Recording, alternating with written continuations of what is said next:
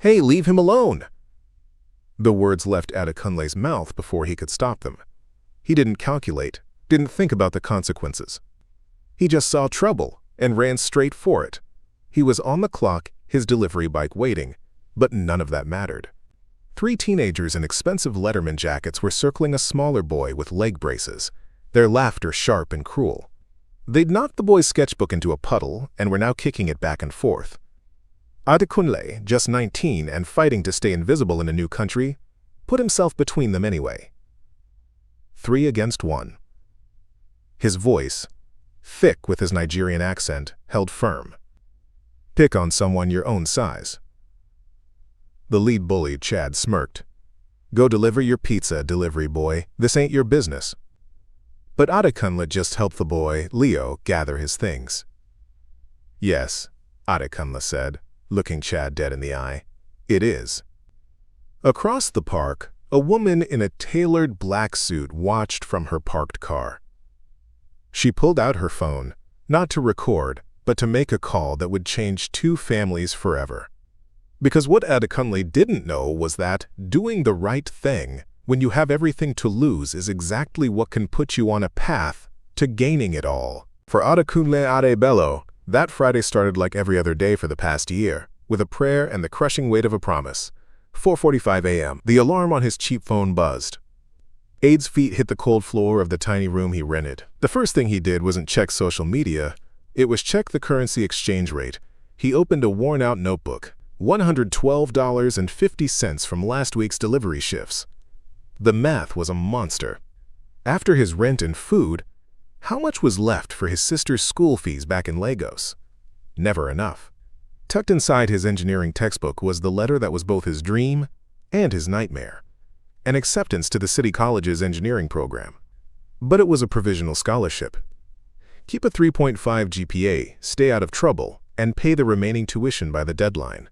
It felt impossible. Every morning he stared at that letter. Should he tell his father?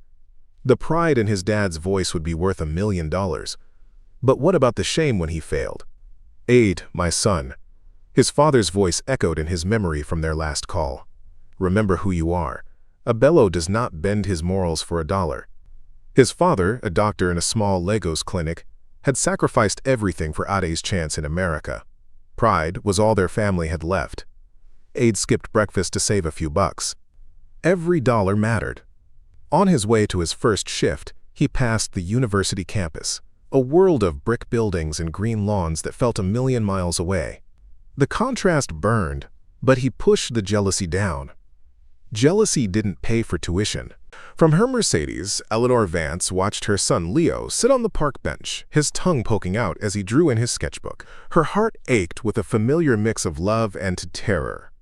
Since her husband's death 2 years ago, Leo, with his cerebral palsy, was her entire world.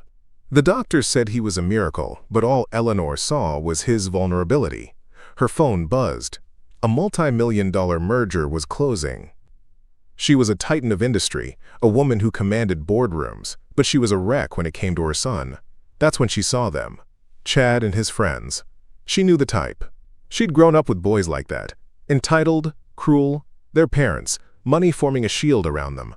Her hand went to her phone to call park security, her usual move. Handle it with power. But she paused. She saw them approach Leo. "Look what we got here!" Chad's voice dripped with scorn. "It's Iron Man. What you drawin' there, gimp?" Leo clutched his sketchbook. He tried to stand, but his braces made him clumsy. Chad snatched the book. "Wow! Superhero comics. You think you're a hero?" He threw the book into a puddle. Leo's face crumpled. He didn't cry out. He just shut down. A sight that broke Eleanor's heart. Students and adults walked by. Some glanced. Others pulled out their phones. But moving on was easier. Safer. Eleanor's blood ran cold.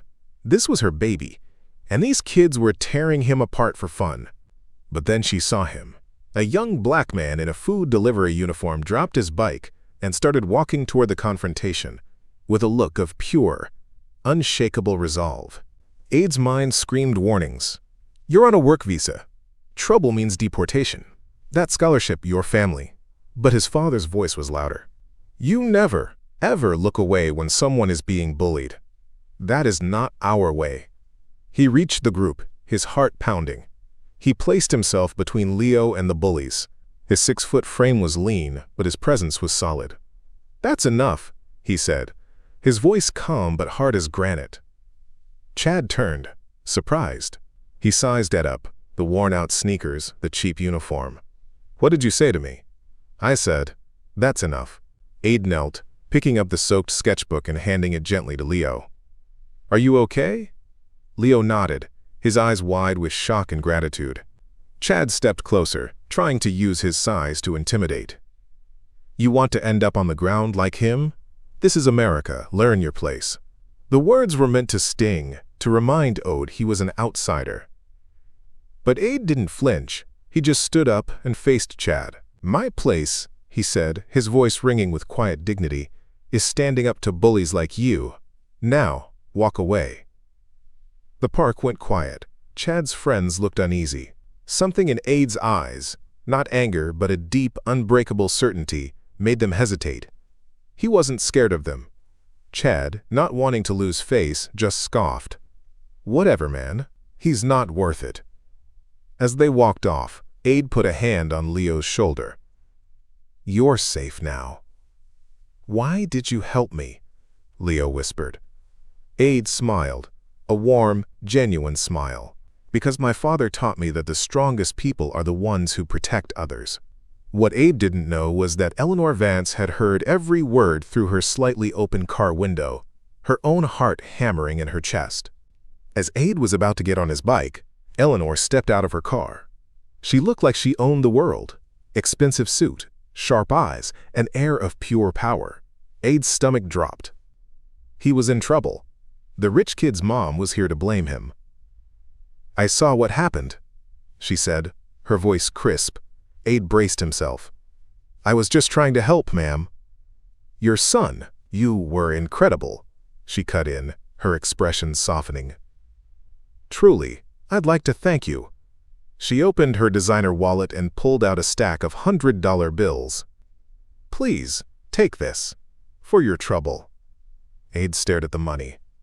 It was more than he made in a week. It was his sister's tuition. It was a full tank of gas. It was groceries. For a split second, he almost took it. But then he saw his father's disappointed face in his mind. "Our dignity is not for sale." "No thank you, ma'am," Ade said, shaking his head. "I can't take money for doing what's right." Eleanor looked stunned.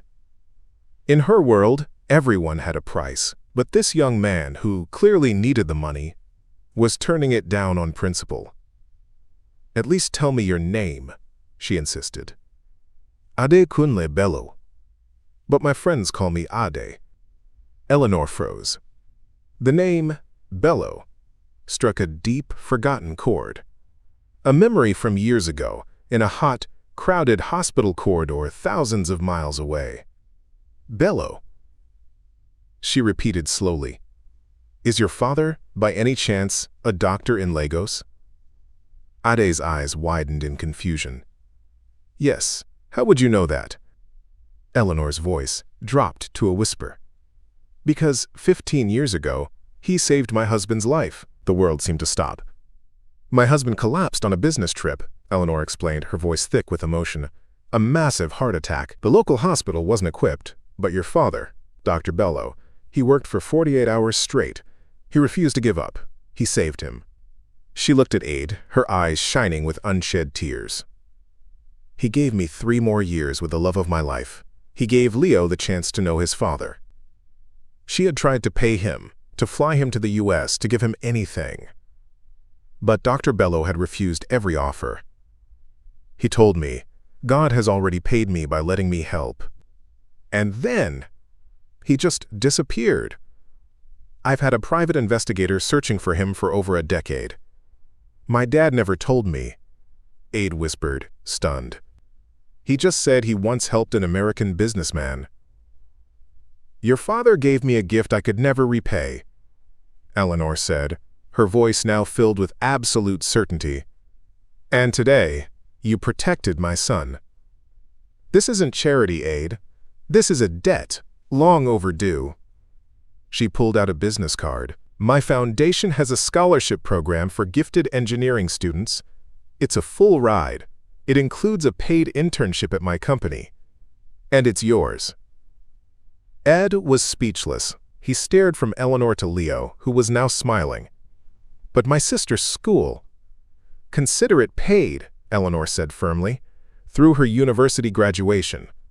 Later that week, Ade sat with Leo on the same park bench. He took Leo's sketchbook and, with a skilled hand, drew a new superhero on a blank page. The hero was tall and strong, wearing a simple delivery uniform with a symbol on his chest that looked like the continent of Africa. "What's his name?" Leo asked. Ade smiled. "We'll call him Adekunle. It means, full of courage, at home." For the first time since arriving in America, Adekunle Bello felt like he was finally home. Adekunle Bello proved you don't need a cape to change the world. You just need the courage to act when you see something wrong. In a world where it's easier to look away, he chose to step into the fight. His story reminds us that kindness is a debt that always pays dividends. Courage is contagious, and one good deed can echo across generations. What will you do in your moment? Will you be the one who steps forward? Because the world needs more heroes like Ade. The world needs more people like you. If this story inspired you, please hit that like button, share it with someone who needs a little hope, and subscribe to Black Fables for more stories that prove ordinary people can create extraordinary change.